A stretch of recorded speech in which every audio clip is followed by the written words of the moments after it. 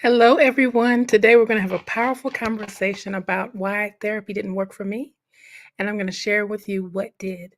Hi, I am Monica Wisdom. I am the CEO of Black Women Amplified. Excuse my creaky desk. I am the CEO of Black Women Amplified and the host and the podcast producer of the same name, Black Women Amplified. I am also the founder and creator of Catalyst Coaching, where I help women, powerful women, up level and achieve their vision and their dreams. Today, we're going to talk about something very important because, as you know, we're talking about mental health all the time. And let me remind you, I'm Gen X. So the conversations I have about therapy are a bit different than the younger generation. Here's the thing, therapy is a powerful thing, but back when I was growing up, it was about church and prayer.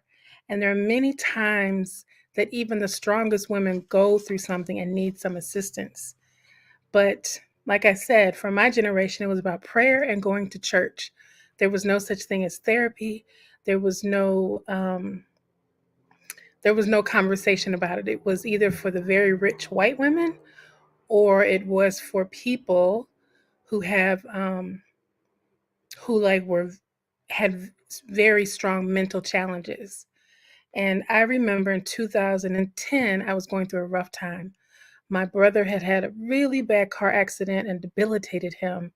And so I had to figure out how to navigate working full time, everything I was dealing with in my life, and then now this situation that he was in. And little did I know that this situation would last for 5 years until he passed away.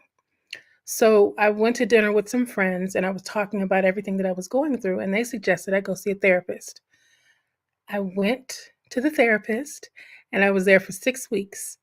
Now, mind you, this is around 2010, and there was no conversation about therapy, and I certainly didn't know of any Black therapists.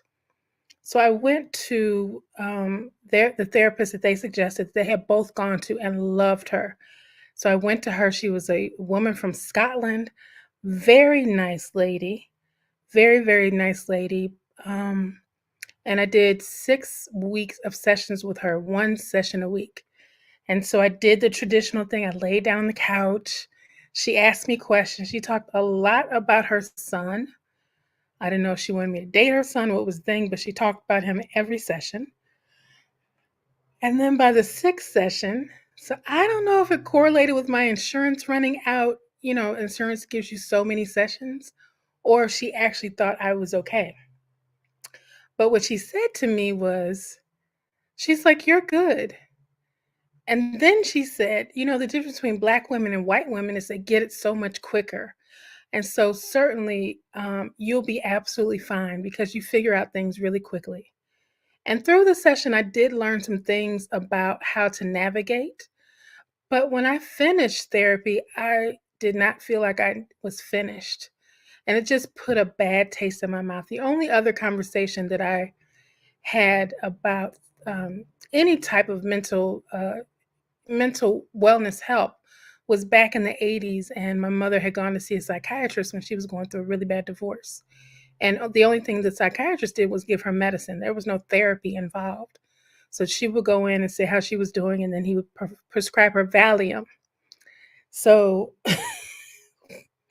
my mama would have her Valium and a glass of wine, and she was knocked out. So it really, I don't think I had a good perception of what therapy was or even an understanding of what it was. But I felt like at this time in my life, I really needed some help. So when the therapy for me didn't work out, I didn't try and find another one because like I said back then it was there was no conversation for Black women and therapy. There was no conversation about mental wellness. You were a strong woman, you prayed about it, and then you went on with throughout your day and throughout your life and you just figured it out. But I really felt like I needed some help. So I went back to church and to prayer and I prayed for help. And then one day I got a call from a friend. And she said, "Do you trust me?" And I was like, "Of course I do." And when she said, "Do you trust me?" She said, "Okay, I need you to cancel your book," because at this time I was a full time hairstylist I had a full-time clientele. She said, I need you to cancel your book for Friday evening and Saturday. And I was like, for a hairstylist, those are the big money days. Friday evening and Saturday are like prime property. I said, okay, because I had been complaining about how tired I was of myself. And I had been complaining about life and complaining about this and about that. And so I just felt in my spirit something had to change. And like I said, therapy did not work for me. It just didn't. And and like I said, this was almost 14, 15 years ago. So it has evolved since then. More Black women have gotten into the business, but I found my way. And so I showed up where she told me to show up, and it ended up being an experiential learning course. It was a 3-day course, Friday evening, Saturday, and Sunday. And it was a woman named Martha Burst who took us through the process. It was a group of people, Black people, white people, men and women, young and old. And so we spent a weekend working on ourselves in community. And it was the first time I had really ever had an opportunity to look at my whole life from a whole different perspective. And it was such a wonderful um, program that I went on and became a coach through the program. So that's where I got my coaching um, credentials. And there was a beginning, there was a middle program, and then there was like 4 parts. You went through the beginning program, which I can't remember what it was called, but then there was the advanced, and then there was a 90-day accountability program, and then there was the coaching program. So this was like 2 years of my life that I went through this whole process. And in the middle of the coaching program, there was a woman who came in town to teach us, and her name was Betty Spruill. And it was the first time I had ever seen a Black woman in this capacity. And she was brilliant. And she told me about a book. She told us about a book called, um, the book was called, I wrote it down in my notes. The book was called,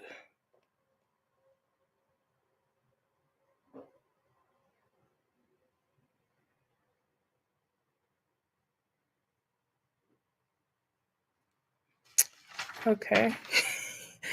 You're right. Oh, the book is called Say Yes to the Goddess. Excuse me. Say Yes to the Goddess by Dr. Caroline Isis Fuqua. And it was a great book. She teaches the Course in Miracles, never heard of it before. And she taught about the divine feminine.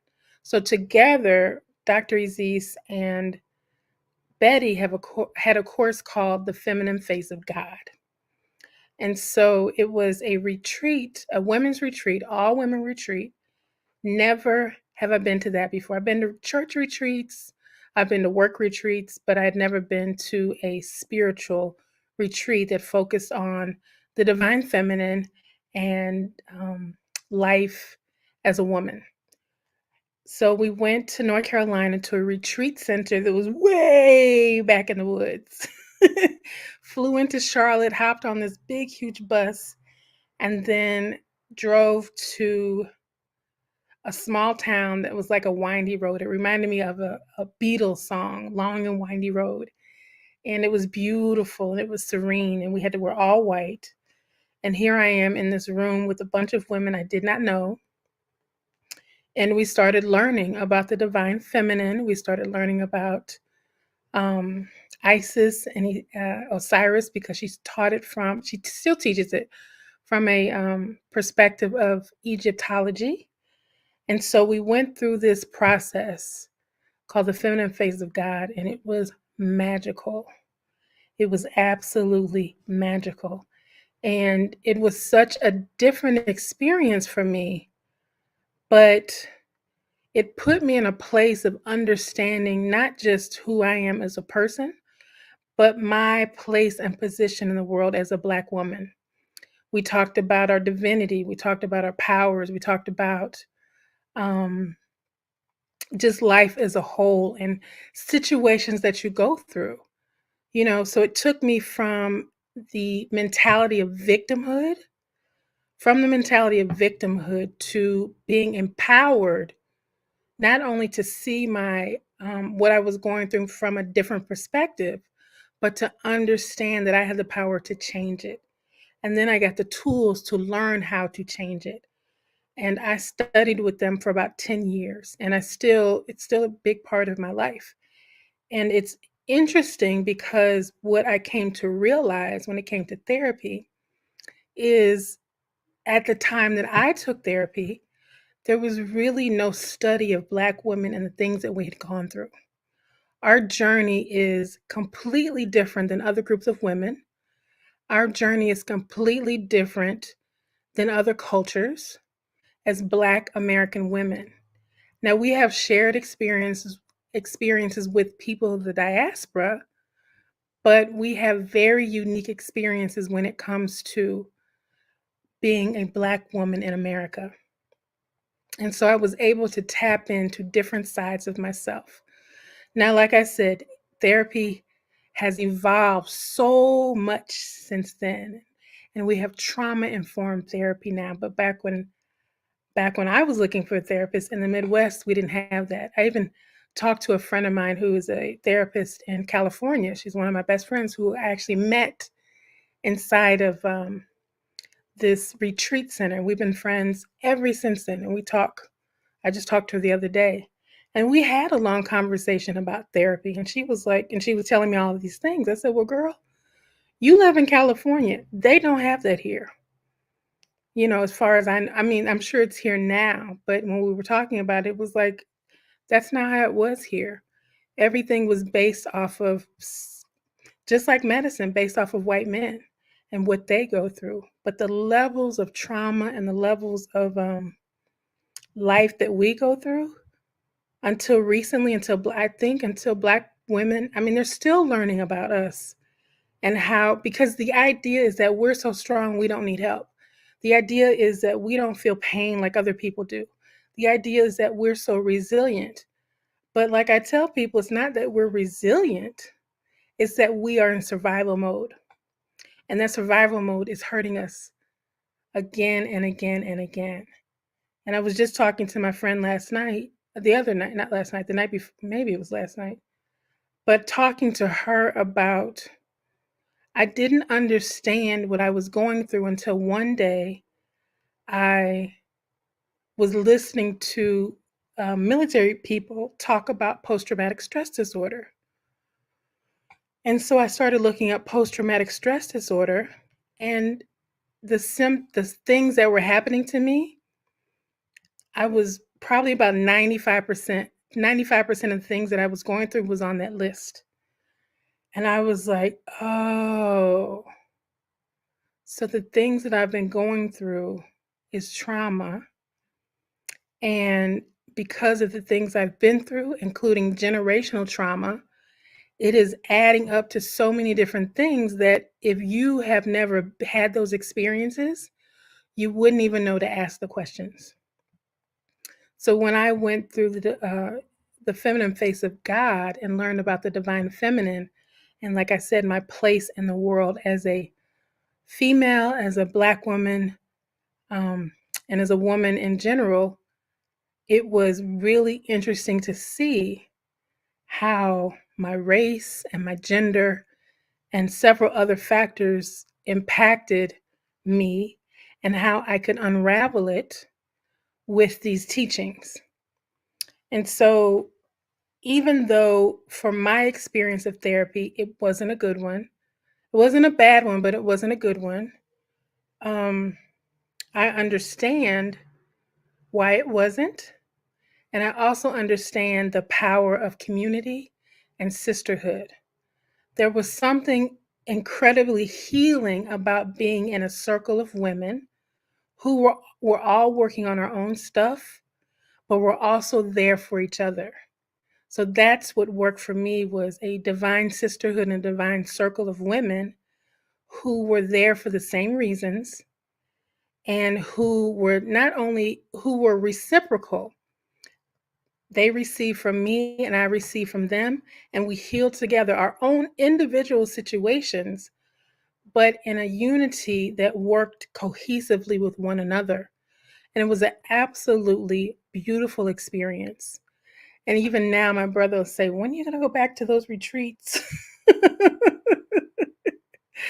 Because it opened my mind, it opened my heart to a new level of understanding of not just myself, but of life all the way around. You start to see it's like that the easiest way for me to describe it is the movie The Matrix. And you know how Neo was walking around searching, following the white rabbit, getting on the ship, discovering the real world. And then when he discovered, then he got introduced to the oracle and the little girl who would bend the spoon. And she said that it's not about bending the spoon, it's about realizing that you are the spoon. And so I was able to realize, but it took me years to actualize the understanding that we have the power, that I had the power to change my life. I had the power to look at life differently, to examine it from a different perspective, and to see the shifts and changes I needed to make. And that took me completely out of victimhood. Of in victimhood, I mean, and I don't mean it in a bad or derogatory way. I mean a victim of things are happening to me. The shift that happened is that things are happening because of me. And so the shift happens within me, the understanding that everything I see is a projection of who I am. Um, Not who I am, but what I think about who I am and who I think I am. My thoughts, my mindset, all of those things play into the life that we experience.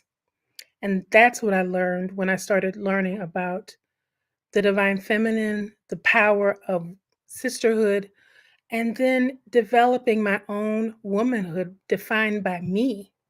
And that took a lot of self examination, a lot of self discovery. I talk about it all the time. And on the podcast, we're doing a whole season of self love. And self love for me is the understanding of that we have to love ourselves so much that we will build standards and we will build boundaries that don't keep us out, but help us to continue to look within. Like one episode is the power of no. I talk about on the podcast episode, you can see it on this page, but the power of the word no. The power of the word no is not no, it just means yes to yourself, right? How many of us are people pleasers, right? How many of us how many of us feel obligated to other people? How many of us don't put ourselves on our to-do list? How many of us think self-care is just about taking 45 minutes to go get our nails done or getting a massage every once in a while? Self-care has to be a lifestyle. But the truth is, at the end of the day, those are not the things that I learned in therapy. Those are the things that I learned in sisterhood. And even to this day, even though I haven't been to a retreat in a while, I still have my sisterhood. And we still talk often about everything. They are my trusted life partners. I can share anything with them, and they have helped me navigate decisions for my life because they took the time to get to know me. Not the idea or the persona or what I project to them, but they see me in a way. One, because they're in this work, and two, because they're doing the work on themselves. So when we have conversations, we talk for 3 and 4 hours at a time, maybe once or twice a month. And it's really, we dig deep into if I say, hey, I'm struggling with this, we don't say, hey girl, just go have a cocktail, go have some fun, go hang out. You need some time out with, da da da da. I was like, no, let's talk about this and let's find some resolve. And let's give you some action steps so that you can continue to work on it. Like it's serious. Self-care is in my world is very serious. It is not about, snacks and Netflix. It's about really doing the work to not fix yourself because the one thing I learned about in the divine feminine, there's nothing wrong with us. What's wrong with us is what we think about ourselves. And so that's where mindset comes into play. And even when I'm coaching with my people, mindset is a big part of how I help women get to the next level of their lives, to build their vision and to build their dreams, because you can have all the accoutrement, but if you don't feel like you deserve it, it's not going to stick around. You're going to be planting your dreams in sand. And you want to make sure that you plant your dreams into soil. So, what I have learned through this whole process is the idea that it's important that I trust my sisterhood, that I trust myself, that I trust God, and I trust that I have a toolkit if I lose my way. I talk about this all the time. It's important to have a toolkit. And what's in my toolkit is journaling, meditation, prayer. I'm careful about what I listen to. I'm careful about what I watch on television sometimes. But I make sure that I feed my soul good things. I make sure that I listen to good things and empowering things. You know how they often say you're the sum total of the 5 people that you hang around? Well, I say you're the sum total of the environment that you're in. And the only way to get out of the environment is to change it in a way that produces the results that you want. So let's say you want to be a business leader. Are you reading business books? Are you watching videos on YouTube about business? Are you meeting with people who are on the same journey that you are? Are you getting business mentors? You want to be a dancer? You want to be a top dancer in the world? What do you have to do? You have to study dance. So not only is it about mastery, it's about being the student, always being a student of your craft, whatever that is. And I became a student of the divine feminine so that I could heal my life. Not just a part of my life, not just my mind, but heal my whole life. So that when I decided to go into a new direction, for instance, when I decided to walk away from cosmetology, I could do it with the understanding that it's okay. I can release the life that I had, and I have the power to create, and I'm creating a whole new life. And I love it. You know, I get to be happy on my own terms without being obligated to other people or living the decisions that my parents made for me years ago. So when I look at the totality of everything that I've been through, I say to myself, I know it was for a reason. I may not understand the reason, but I know I don't have to stay there. And with therapy, it felt like I had to stay there and go through it over and over and over again, that there was not going to be an end game. Studying in sisterhood, studying with community, there's an end game to situations, because not only do you get to the genesis of what's going on and the understanding of what's going on, but you get tools that take you to the next step, more tools that take you to the next step. And the thing for Black women is we come from community. If we look at our ancestral roots, it was all about community. There wasn't a hierarchy specifically. There wasn't um, the idea that you are less than anybody. Everybody was equally important. And that's the thing about learning in community and studying in community, is you not only get to hear the experiences of other people, but you get to see that you're not alone in this world. You're not alone in how you feel about yourself, and you're not alone in your life, that life is not exactly what you want it to be. And so when you feel community and get the understanding that everything is exactly the way it is supposed to be, and you have the option and the opportunity and the choice to take it to a different place. And that's what I did. When I left therapy and went back to prayer and the Bible, I knew that I needed something that was going to take me to a different place, because I no longer felt comfortable where I was. I no longer knew how to navigate that place that I was in. And I didn't want those life experiences to continue past that moment where I said I couldn't do it anymore. And often people get to that place in life where they no longer feel comfortable where they are, but they don't know how to go to the next level. And all I can say to you all is pray for the perfect way for you to move out of whatever that is for you, whether it's dark, whether it's confusion, whether it's chaos, whether it's unhappiness, whether it's hopelessness. Just pray that there is for an answer, for a door to open, and then be receptive to it. When it comes, just say yes, just like I did. When my friend called me and said, "Do you trust me?" I said, "Yes." And she told me what I needed to do, and I just did it. I just did it. Now, had I been in the place that I was prior to that call a month before, there's no way I would have ever done it. I would have felt obligated to my job and all of my clients. I would have put everybody else first. I would have not taken the time for myself because I felt like they needed me more than I needed myself.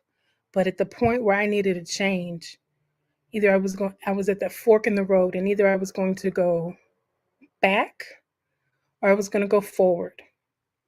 And I chose in that moment when I said yes to her to go forward with my life. And when I did that, it unlocked a whole new world. And so that is why therapy did not work for me. What it did show me is that I needed something different. So I'll take that positive thing away from it, that was not the journey for me. And here's the thing, the reason that I'm sharing this is because there are many options of healing. If you go to the podcast, there are people on the podcast who are shamans, there are people who are doctors, there are people who are coaches. There's so many different paths to finding your peace and protecting your peace. And it's a beautiful way to explore life. You know, if this doesn't work, you go on to the next thing. And I'm not cynical about therapy. I think it works for many people. And maybe one day I will go back, I'll find a great therapist, and it will take me and it will unlock some other things in me. I'm not close to the idea of it. Um, it would just have to be the perfect person. And you know, that's just what it'll have to be. But here's the thing that I want you to learn from what I'm saying. Whatever it takes to get you to a place of falling in love with yourself, do it. Wherever you are right now, if you are happy and joyous and you're in the perfect spot, hey, just keep being there and do whatever it takes to stay there. But if you're in a place where you are feeling like this ain't it and I can't keep doing this, I just say to you, explore, explore, explore. Um, don't go too far to the left, don't go too far to the right, but really open your eyes to other possibilities. If you listen to the Black Women Amplified podcast, like I said, you're going to hear journeys of women who transform their lives by just saying yes to opportunities that walked up to them. Because when you're ready, when you are really, really ready for a change, God will bring you the change that you desire. But be clear on what you desire. So I invite you to journal about it. Do a vision. I still believe in vision boards. A lot of people say you don't need it. I believe in vision boards. I think forgiveness is a powerful tool. We'll talk about that in one of these sessions. Forgiveness is a very powerful tool. And really, I had to do a lot, and I'm still doing forgiveness work when something comes up that I'm like, what is going on? Instead of getting upset or discombobulated, I just look at it from a new perspective. Like I said, when I started going through the experiential learning program before I even went to the sister circles, when I learned to really step back and look at my life from a different perspective. And when I did that, it it's not that I don't get into a funk every once in a while, because I do. But what it did was allow me to not stay there so long and to learn how to take care of myself in those moments, and to learn how to move myself out of those moments into the place where I really want to be. Because oftentimes those things come up so that you can examine your life. And there's nothing wrong with taking a look at your life. That's you have to look at it sometimes like a scientist. Pull out the emotion and just like was it Spock on Star Trek, where Spock will just look at something without emotion. Sometimes you just have to look at things without emotion and say, okay, what is going on here? And what can I change? What can I let go of? Um, and what is working? And when you look at from those perspectives, you can easily find the solution for whatever you're going through, because there's the examination and then there's the solution. So my solution was not therapy. My solution was sisterhood and community. And that's the way that I healed. And that's what worked for me. So I'm excited that you're here with me. Don't forget to subscribe, share this out with your girlfriends, leave a comment section and let me know what is in your toolkit for solutions for yourself. What has worked, what has not worked. I'm really interested in knowing that information. And also check the notes. You can join our email list and you will receive a ebook. This is how to monetize your story, because part of my training, part of my coaching is teaching women how to tell their stories, how to build their stories, and how to monetize them. Because we have a whole lot of genius that we can unleash into the world through our story. So as I share my story with you, I also want to hear more about your story. So sign up to our newsletter and we can begin that conversation. So I say thank you for listening. Thank you for joining the Black Women Amplified YouTube page. Make sure that you subscribe and like, and please share this out. And stay tuned for the next conversation, which will be tomorrow. I haven't decided what I'm talking about yet, but it's going to be another good one. Have an amazing evening, and I will see you soon. Take care.